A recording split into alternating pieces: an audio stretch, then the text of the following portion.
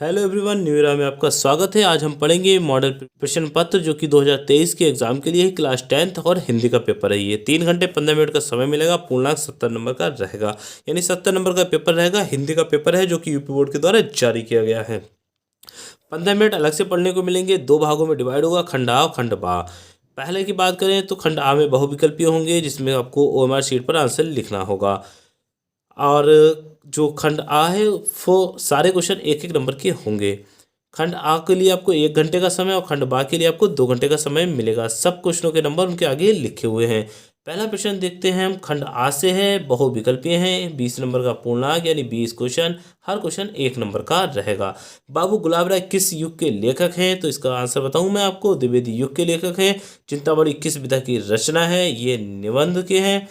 कवन किसकी रचना है? ये मुंशी प्रेमचंद जी की रचना थी। अगला क्वेश्चन की ओर चलते हैं। शुक्ल युग की समयावधि क्या है? 1919 से 1938 तक की शुक्ल युग की समयावधि मानी जाती है। नीड़ का निर्माण फिर किस विधा की रचना है? ये आत्मकथा है। प्रिय प्रवास किस युग की रचना है? ये द्विवेदी युग की रचना है। मधुशाला किसकी रचना है? मधुशाला जो है वो हरिवंश राय बच्चन जी की रचना है। प्रश्न नंबर 8। भारत भारती किसकी रचना है? ये है मैथिली शरण गुप्त जी की। नेक्स्ट प्रश्न नंबर 9। आधुनिक काल कब से कब तक का माना जाता है? 1843 से अब तक का आधुनिक काल माना जाता है। मोतीराम किस युग के कवि हैं? मोतीराम जी रीतिकाल युग के कवि है। अगला प्रश्न है। हास्य रस का स्थायी भाव क्या है? हास्य रस का स्थायी भाव जो है वो भी हास है। अगला क्वेश्चन देखिए। सोहत ओढ़े पीत पट श्याम सलोने गात, मनोनील मणि शैल पर आतप परियो प्रकाश। उपयुक्त पंक्तियों में कौन सा अलंकार है? उत्प्रेक्षा अलंकार है। रोला छंद में कुल कितने चरण होते हैं? 2 चरण होते हैं। आकर्षण शब्द में किस उपसर्ग का प्रयोग किया गया है? आकर्षण शब्द में आ का उपयोग किया गया है। प्रत्यय से के कितने भेद होते हैं? प्रत्यय के 2 भेद होते हैं। पीताम्बर में कौन सा समास है? पीताम्बर में बहुव्रीहि समाज है। आंसू का तत्सम क्या है? अशु जो है वो आंसू का तत्सम शब्द है। नेक्स्ट है यण संधि का सूत्र क्या है? तो यण संधि का सूत्र है इकोयणिच। नेक्स्ट है फलस शब्द का वचन एवं विभक्ति क्या है? इसका आंसर है षष्ठी विभक्ति और एक वचन है। आपटथ धातु का वचन एवं पुरुष क्या है? प्रथम पुरुष और एक वचन इसका सही आंसर है। बहुविकल्पीय थे। अब आ जाते हैं खंड बा की ओर, जो 50 नंबर का है। वर्णात्मक प्रश्न उत्तर मिलेंगे आपको। पहला आएगा गद्यांश। गद्यांश में 3 प्रश्न होंगे, 2 नंबर का एक यानी 6 नंबर का हो गया। ये पूरा गद हो गया। इसके नीचे प्रश्न दे रखे होंगे, आपको इनके आंसर देख के लिखने होंगे। इसी प्रकार से अथवा में एक क्वेश्चन और दे रखा होगा, अगर वो आता है ठीक है, नहीं तो ये भी गद है और इसके 3 क्वेश्चन आपको ये वाला कर सकते हैं। फिर आ जाता है पद की बात। पद में भी 3 प्रश्न दे रखे होंगे, 2 नंबर का एक यानी 6 नंबर का क्वेश्चन रहेंगे। ये पूरा पद का एक पैराग्राफ है, 3 क्वेश्चन है, 3 आपको करने होंगे। वो आता है ठीक है, नहीं तो अथवा में एक पैराग्राफ और दे रखा है, ये कर लीजिए।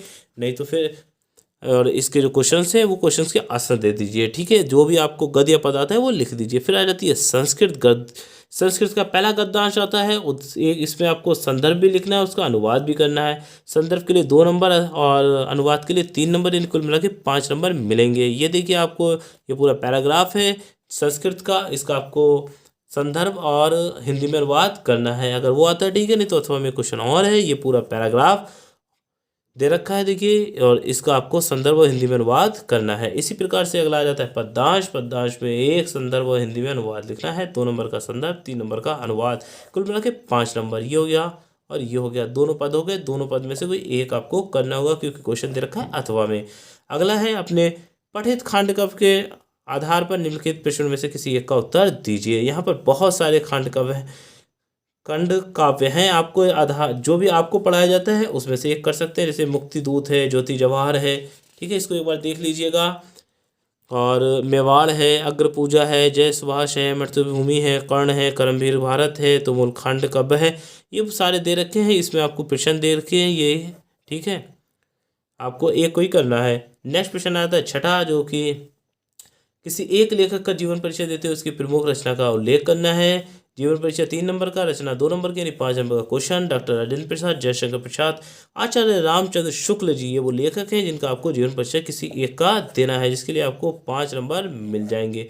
अगला क्वेश्चन दे रखा है कवियों से। कवि का किसी एक का जीवन परिचय और उनकी रचना का उल्लेख करना है। 3 नंबर का जीवन परिचय, 2 नंबर की रचना, कुल मिला के 5 नंबर। ये हो गए आपके तीनों कवि गोस्वामी तुलसीदास, सुमित्रानंदन पंत, महाकवि सूरदास। किसी एक का आपको परिचय लिखना है। अगला क्वेश्चन है पाठ्य पुस्तक में जो आपका इससे रखा हो वो एक श्लोक आपको यहाँ पर लिखना है। आपके पाठ्य पुस्तक में जो श्लोक हो और प्रश्न पत्र में ना दे रखा हो, जो प्रश्न पत्र में क्वेश्चन ना हो, श्लोक ना हो, वो आपको यहाँ पर लिखना है। ध्यान रखना यहाँ पर ऑलरेडी 2 श्लोक दे रखे हैं, वो छोड़कर आप कोई भी लिख दीजिए जो पेपर में ना हो, मगर आपके पाठ्य पुस्तक में होना चाहिए। नेक्स्ट क्वेश्चन आ जाता है निम्नलिखित में आपको किन्हीं 2 के प्रश्नों के उत्तर संस्कृत में देना है। ये क्वेश्चंस हो गए, इनके वजह से कोई 2 के आप उत्तर दे देंगे। 2 नंबर का एक प्रश्न है, 4 नंबर का एक क्वेश्चन रहने वाला है। निम्नलिखित में से किसी एक विषय पर आपको निबंध लिखना है। सारे जो चारों के चारों हैं बहुत ही ज़्यादा इंपॉर्टेंट टॉपिक है। पर्यावरण संरक्षण के उपाय, आतंकवाद कारण एवं निवारण, जनसंख्या लाभ और हानि, और नारी सशक्तिकरण। ये मैंने पूरा पेपर आपको बता दिया। क्लास 10th का हिंदी का पेपर है ये पेपर जो है वो 2023 के लिए स्पेशल बनाया गया था यूपी बोर्ड के द्वारा। यूपी बोर्ड ने ऑफिशियल वेबसाइट पर इसको डाल रखा है। ठीक है, मुझे उम्मीद है आपकी वीडियो अच्छी लगी होगी, तो वीडियो को लाइक और शेयर करना ना भूलें और चैनल को सब्सक्राइब ज़रूर करें। Thank you.